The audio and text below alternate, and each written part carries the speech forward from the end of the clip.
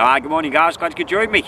Absolutely stunning day here today. Nice surprise after all that snow and sleet we've had, and it's always nice just to be able to take your coat off for a change. So I thought to do today, I could do with replacing this old mallet or maul that I've had now for around about 2 or 3 years. I've got a crack coming across the top and it's now starting to get smashed up a little bit. So what I thought to do is just a quick video, just how we actually make them. Very quick and very simple. But for an ultimate kit, certainly invaluable around camp. You know, whether you want to use it for knocking in stakes, tent pegs, poles, that kind of thing. Or whether you want to use it for processing firewood, or perhaps just knocking notches into timber, that kind of thing. You know, certainly worth having. Now, you know, if I was just out for an overnighter, then something, you know, just like that would do.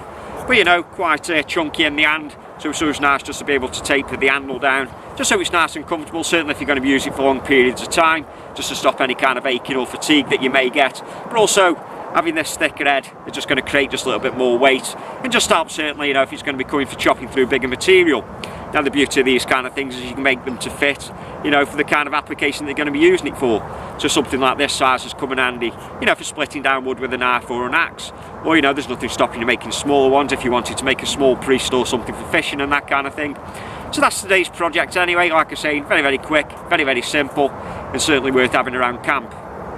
So at the moment up at camp here, I've got a couple of mallets. Now this is an ash one, like I said, I made when I first built the camp around about 2 or 3 years ago, and it is now just starting to split and it has got beaten up, and over time as the wood starts to dry out it does lose a little bit of the weight.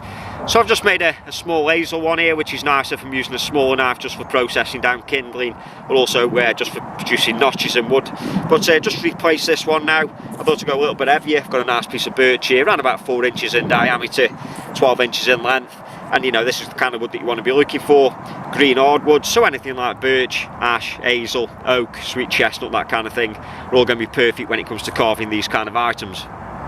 You don't need much in the way of tools, just to produce yourself a mallet. Also I've got here as a pocket boy, and just my knife here. Now if I brought an axe, you could probably just use the axe there just to make things just a little bit quicker, just for splitting the handle shape out. Or if you've got draw knives, you could probably get this wood looking nice. You know, I've actually seen some nice mallets with nice decorative carved handles, but my understanding is, you know, it's just going to be used just for beating down on tools, and also wooden stakes, that kind of thing. So I'm going more for practicality and function than I am for looks.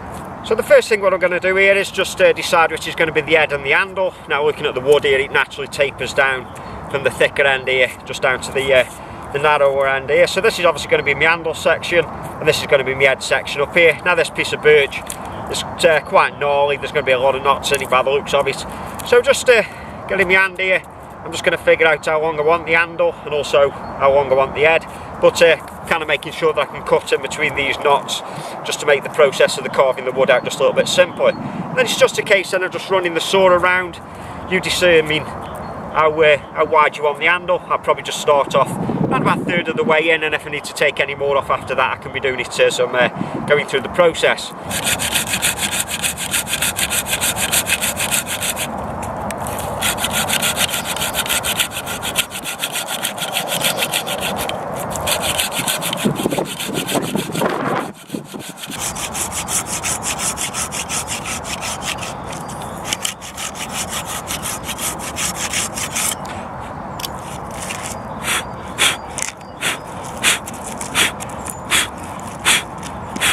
Once we're happy with this cut that we've made all the way around, and we're quite happy that the depth is pretty much consistent running all the way through, it's just a case then of just standing the log on its end and just using the knife, or if you've got an axe you could use an axe, just to split down, just meeting that stop cut.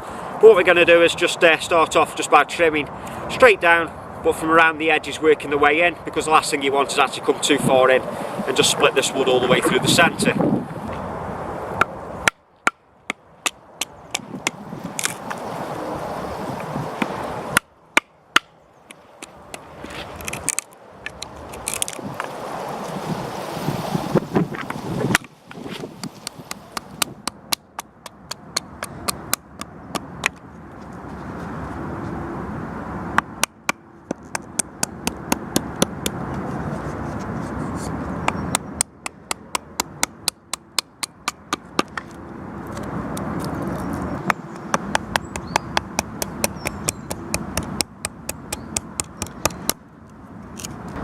Once you have the general shape of the handle chipped out, it's just a case then of just using the knife and just tidying all this up and just smoothing it just a little bit. And also what I've got here is just a little bit of a saw mark, just where it perhaps wasn't as even as what I like, so I'm just going to cut down into that. Not using the baton, but I can just, you know, just smooth it down and just carve that down to that cut there.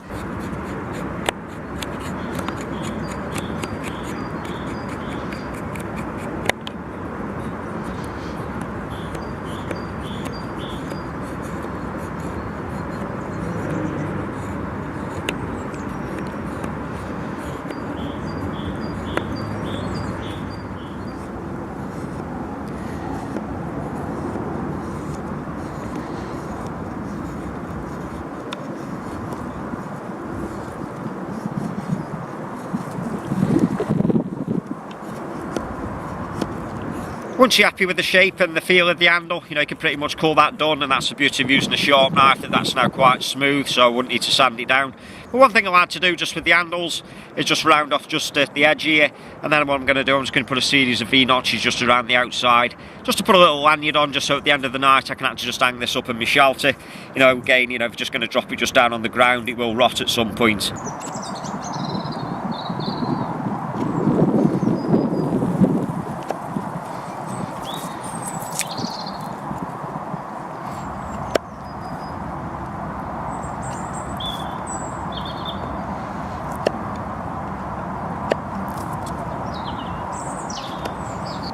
For the cordage for these mallets, I've got a couple of options with me. I've actually got jute, or I've got bank line. Now if I wanted to go more biodegradable, I'd perhaps use jute, something like that. And then at the end of the lifetime of the mallet, you know, if you had to leave it in situ somewhere, that'd actually break down and rot and turn back into dirt. But what I think I might use, you know, just for this time of the year, it's a little bit more durable, a little bit more weather resistant, would be the bank line itself. Now this is number 24. Around about 200 pound breaking strain, so certainly you know, heavy duty enough just to hold one of these mallets up. Now, you know, if I was making them in the summertime, I'd perhaps go something like bark, or perhaps a nettle cordage, something like that, you know, just making it a little bit more rustic and a little bit more natural. So without being too stingy, you know, just give yourself enough so you know, you're not messing about with short lengths. And it's just a case then of just making a clove hitch, just finding the centre of the cord there. I'm just going to form just the clove hitch just in the bank line. Just feed that over the groove and then tighten that up. Just making sure that this cord just beds down just into the grooves here.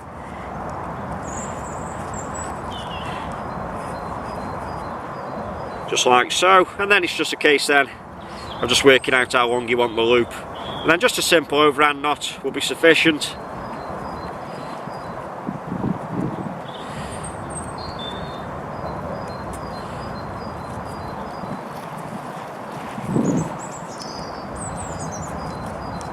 And there's your little lanyard just for hanging it up with. And again, you know, if you take it away from your camp, it just gives you then something just to hang it up with on a tree or something, you know, with it being made out of timber. These are the kind of things that you can lose quite easily. So there it is, just a finished little product, just the camp mallet with lanyard.